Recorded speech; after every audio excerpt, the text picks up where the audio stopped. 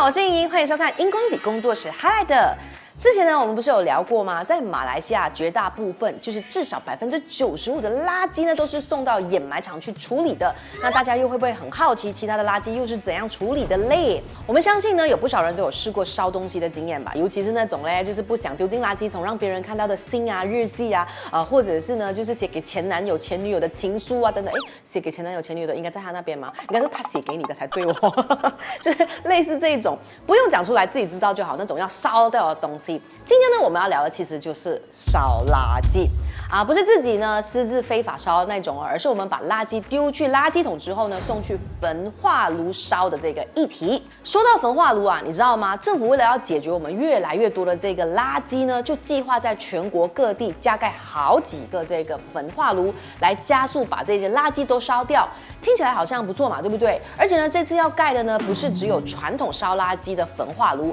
而是采用了先进技术，可以把这个废弃物呢变成黄金的垃圾转能源焚化炉。这样听起来好像是一个很环保的解决方式啊，还不错吧，对不对？还可以解决我们马来西亚呢没有土地掩埋垃圾的这个问题呢。可是啊，这个计划呢却引起一些地区的居民还有非政府组织的强烈反对。你是不是觉得很奇怪？相比起掩埋场的垃圾需要土地长时间分解，过程又会污染环境，这样焚化炉不就把这个垃圾呢通通都烧掉变不见，还可以变成再生能源，不是更好了没？为什么他们要抗议呢？垃圾转化能源焚化厂的争议到底在哪里？今天我们就一起来了解看看。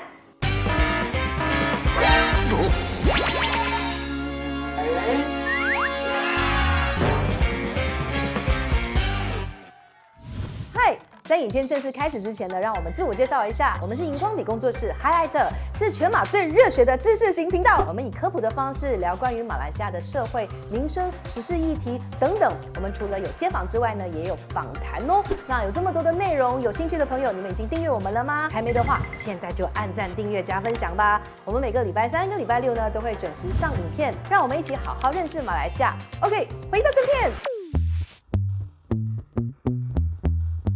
到目前为止呢，我们马来西亚全国其实只有4座小型的焚化炉正在运作，分别在兰卡威、Tioman、Bangkok，还有这个 Cameron Highland 金马伦。当初呢会在这些地方呢决定盖这个焚化炉呢，主要是因为他们要么就是岛屿啦，要么就是高地，所以呢要把垃圾呢送去掩埋场呢是比较挑战的，所以呢才会直接在当地盖起了这些小型的焚化炉，每天处理不超过100公吨的这个垃圾。所以呢实际上啊，现在的马来西亚呢真正送去焚化炉焚烧的垃圾其实并没有超过5%，大部分呢都还是以这个掩埋场为主的。但是你还记得我们上一集提到的这个掩埋场的危机吗？那这个，如果你还没有看的朋友呢，也可以 pause 去看了之后再回来 ，OK？ 我们每一天呢，其实要处理至少4万公吨的垃圾，但是呢，掩埋场却越来越不够用。就有很多的研究呢，都预测啊，根据我们现在所产生的这个垃圾的速度还有这个量啊，到了这个2050年，我们将会完完全全没有土地来处理我们的垃圾哦。而且呢，我们现在的这个垃圾掩埋场还有非法垃圾场呢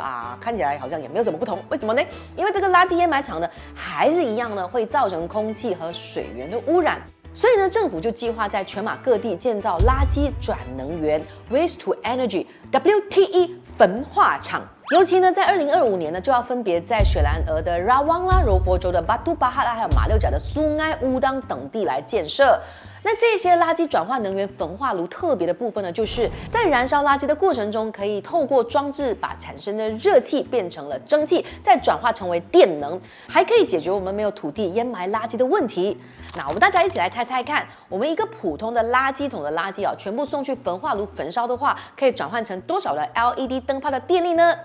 ？A 20个 ，B 144个 ，C 189个 ，D 265个，你觉得是哪一个？答案是 D。哇，一个一般垃圾桶的这个垃圾全部烧掉之后，竟然可以提供265个 LED 灯泡发亮1个小时的电力，这样看起来很厉害嘛，对不对？而且呢，相比我们现在呢，大部分的这个露天的掩埋场所造成的这个臭味等空气和土地的污染，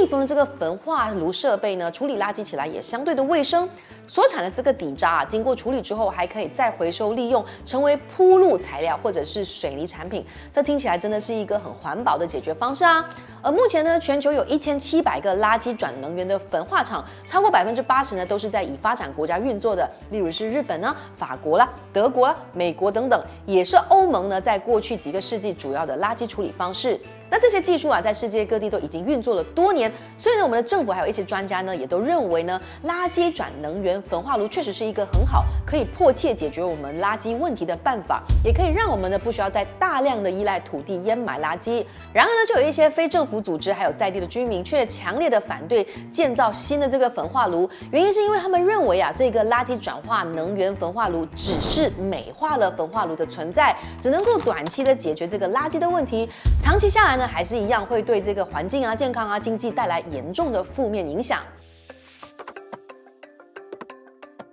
其实呢，我们现在丢掉的这些垃圾大部分都是有机的，尤其是食物，所以呢，我们的垃圾水分呢非常的高，而且呢，我们也没有做好完整的这个垃圾分类。如果呢把不应该烧的垃圾丢进焚化炉燃烧的话呢，不单只会影响焚化炉的操作温度，还会产生一种叫做戴奥辛等的超级有毒物质。你有听过这个戴奥辛吗？那在这个越南战争期间呢，美军就曾经大量喷洒了含有这个戴奥辛的菊剂除草剂，用来破坏敌人的森林还有农田，结果呢就导致了越南的土地和水源严重的污染，几十万人呢患上了癌症以及死亡。那虽然呢这个战争啊都已经结束了半个世纪了，但是当年呢曾经接触这个戴奥辛的人呢，以及他们的后代仍然是受到严重的影响，一直到现在呢，越南出生的畸形儿童啊已经是累积了超过了50万，哇，真的是一个很可怕的数字哦。戴奥辛呢是一种非常危险的有毒物质，也被世界卫生组织 WHO 列为第1类致癌物。虽然呢已经是被禁用了，但是呢在不正确的焚烧过程当中呢，仍然是会产生的。尤其是当我们燃烧含有塑料或者是合成材料的这个垃圾，所以这位听到说不要烧这个 plastic 啊，不要烧那个保丽龙啊等等，其实就是这个原因。大家呢也要千万记得啊，不要随便乱烧垃圾。这除了是违法会被罚款之外呢，燃烧过程当中会释放出的这个有毒气体，又会造成环境污染，又会让自己生病，真的是一点都不值得。至于焚化炉的部分，如果我们要避免食物垃圾对温度的影响，那我们就必须在焚烧之前就做好垃圾分类，减少这一些超湿的食物等垃圾呢送到焚化炉，或者是通过额外的设备呢将垃圾烘干，以降低水分含量。但是这样做的话呢，又会增加焚化炉的经营成本了。其实呢，和其他的这个垃圾处理方式相比呢，经营焚化炉确实是不便宜的。例如处理1公吨垃圾的这个成本，垃圾掩埋场大约花30令吉到40令吉，焚化炉呢则需要花100令吉。除此之外呢，引进国家技术和设备，建造一座焚化炉就需要至少数十个亿。那这还没有加上呢常年定期维修的这个保养等费用。那去年呢，彭亨州州政府就在议会上坦诚了丢曼岛还有这个金马伦焚化炉的失败。由于呢所购买的这个焚化炉的出产国的气候啊跟我们马来西亚不一样，那就影响了这个机器的运作。再加上啊经营者缺乏足够的专业经验，就导致了这些焚化炉的排放量啊严重的超标，最后还发生了故障。那这个过程呢，需要耗资大量的资金，所以呢，彭亨州就决定啊，不再出资建造焚化炉。而经营焚化炉呢，其实是真的需要严守标准作业程序，特别是处理剧毒的这个飞灰还有底渣排放物，一旦发生了失误或者是泄漏啊，将会很容易造成严重的污染以及健康威胁。即便是在新加坡这样子啊执法严厉的先进国啊，他们的焚化炉呢也曾经在2013年以及2021年呢发生过爆炸意外，造成了人命的伤亡。马来西亚是否有足够的资源和人才来维护这样子高风险的设施呢？我相信呢，这也是许多非政府组织还有当地居民担心的问题。尤其是啊，我们就连最基本的空气品质标准都还没有能够和世界卫生组织 WHO 的标准指南一致，这样子就显得呢更宽松的情况之下，我们可以如何有效的监督和执行，以确保这些焚化炉能够妥善处理所有的这个排放物，不会造成污染还有健康威胁呢？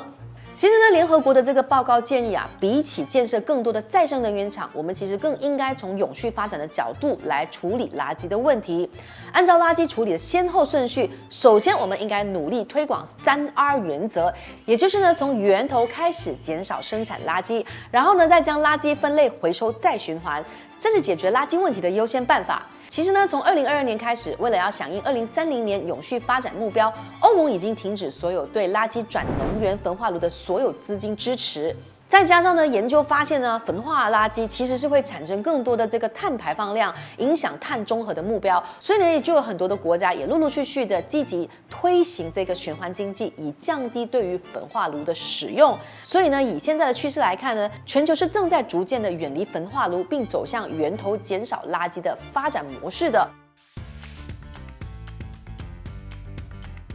在我们马来西亚，要让全民都实施垃圾分类以及源头减量，政府需要有更多的时间。尤其是以雪兰莪为例啊，现有的这个燕麦厂呢，都已经几乎爆满，只剩下不到3年的这个寿命。如果我们推行失败，那到时候呢，垃圾污染的问题将会更加的不堪设想。雪州行政议员黄思翰就表示，身为一个有责任的政策制定者，我们必须要去探讨更多不同的方法来处理这些垃圾。我们需要有一个永续经营的固体废料管理模式。但是呢，世界上直到目前为止啊，都没有一个国家或者是城市能够真正的做到100%的零废弃，就连日本和台湾都没有完全做到所有垃圾分类回收，而我们马来西亚呢，更是没有办法在短短的几年之内就实施的。所以，如果我们不在2025年推动焚化炉，到时候呢，垃圾处理也会是我们更大的挑战。房地部长尼克米呢也认为，马来西亚如果要成为先进国，那么新能源发电呢是我们必须要转型的方向，不要再依赖呢会造成环境污染的垃圾掩埋场来处理我们的垃圾议题。政府呢也保证啊，在选择垃圾转换能源焚化炉的技术上面呢，会引进最先进，并且在其他国家呢已经使用超过10年的完全技术。他们也会制定严格的规定，以确保所有的垃圾转能源焚化炉能够符合这个环保的标准。那其实呢，这部分呢，我们就是希望做了这支影片之后呢，能够让大家更了解整体的这个状况，然后呢，再关心多一点点，来看看我们的政府是否言行一致。好，对于这个政府的计划，你有什么样子的看法呢？其实啊，垃圾转化能源焚化炉呢，作为一个解决方案呢，它确实是可以有效的减少垃圾量，并且还可以产生能源。但是呢，其实也存在着一些环境还有健康上的问题。再加上我们之前啊经营焚化炉失败的原因啊，是因为没有真正做好垃圾分类回收，尤其是超级湿的这些食物垃圾，就增加了焚化炉的负担还有成本。除此之外呢，政府的监督还有执行效率也不够好。哎，你知道啦，我们马来西亚就是这样哦，还有很大的进步空间。那你觉得在这种情况之下，我们应该怎么做才能够更好、更有效的解决这些问题呢？基本上呢，我们是知道没有完美的方法的，所以呢，才需要大家一起集思广益，一起去讨论嘛。如果说你是这方面的专家，或者在这方面有所研究的话，欢迎在我们的留言区留言，告诉我们你觉得可行、可以参考的方法有哪一些？又或者呢，看完今天这支影片之后，你发现了什么？你才知道原来我们面临着什么样子的处境，而是你之前不懂的，